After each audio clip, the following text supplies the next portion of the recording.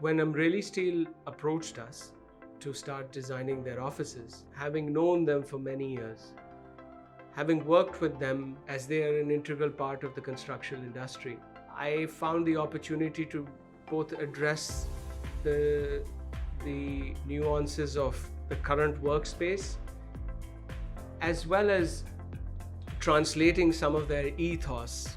The client came to us with a brief that this had to be an office for the current times and for the users of today. There was this forward-thinking approach where they wanted an energetic work environment, one that reflects continuity, strength, expanse, but also has a sense of calmness and zen. You're reflecting a company that's 50 years old. You're reflecting a design that should be timeless in its sensibilities also. So the neutral palette was very important for this. One of the main features could be the color and how color attributes significance to certain zones in an otherwise muted palette. We wanted to use the lightness and almost this serene tonal, which is made of these beiges and ochres across the board. And we wanted to play with their own textures and definitions. The floor is of a very muted beige tone. Our meeting rooms, our thinking pods and our phone booths have a bright dash of color, and that color comes from Amreli's brand identity yellow. You bring in the yellow with the ochres and it just sits together really well. We had a square footprint and we had this wonderful panoramic view which we had to capitalize on. And so the space planning oriented itself into majority of these open office plans. So you have your reception, and on one side of the reception you have your 5 meeting rooms, which can be booked through a guest room management system. And on the other side of the reception you have your executive zone, which obviously has a different feel to it.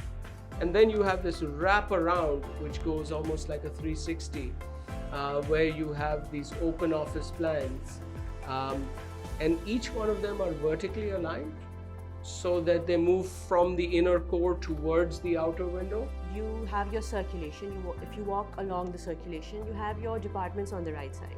And consciously we've designed it in a way that there are no walls that are segregating the circulation from the departments, because we want it to feel as open as possible and as transparent as possible. On purpose, we decided to feature spatial graphics on the walls that wrap around the circulation throughout the office. When a user is walking down that space, not only does the wall help them in wayfinding, but also educates them about the company as much as possible. We got ourselves room to create these breaks, these little pod-like spaces in the middle which became breathers. There is a wide array of spaces that we've allocated for people who want to move away from the hustle bustle of the day-to-day office life. For that purpose, we have a deep thinking area specifically designed for this. The deep thinking area is more like a small library, which is like this glass box which houses 5 to 6 booths. And those booths are also lined with fabric so that it absorbs as much sound as possible. Similarly, we have 4 designated phone booths, which can be used as thinking pods also.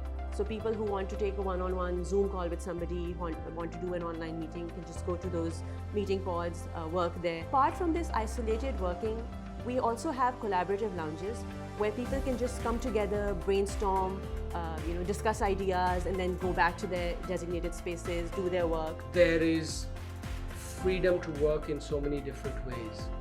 You can work as a collective, you can work as an individual. Cafeteria has been designed in a way which lets it be the heart of the space, in a way that it gives the opportunity to the users to use it in multiple ways. The furniture on purpose is foldable, movable, the chairs are stackable, so that all the town halls and all the discussions and meetings can happen in that space. We have 2 types of seating. We have a booth style seating, we have standard cafeteria type seating, we have the service area, we have the cane in the booths, we have lights that are rattan lights to bring a little amount of softness to it.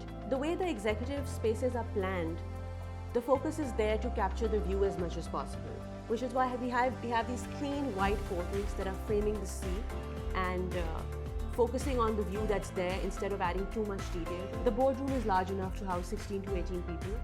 The carpet, the wallpaper, the polish, All of that continues with the yokels that are there throughout the office. This is something that talks about the kind of direction that the organization is also going. They were very clear about the fact that the head office reflects or should reflect the kind of HR that not only exists today but will come for tomorrow. This project is particularly very close to my heart, and a lot of effort and collaboration has gone into it. I think the way we envisaged it is the way it's come to life. When you work on a project of such a scale, it takes a lot of people's efforts and energies to finally bring the ideas into fruition. So a huge shout out to everybody who's put in their hard work on this project and who we've collaborated with.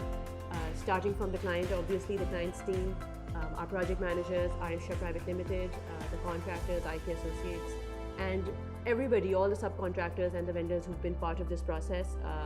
It's been a very rewarding experience, and we're really, really happy with everything has come together. I hope you enjoy the space as much as we have enjoyed bringing it to life for you.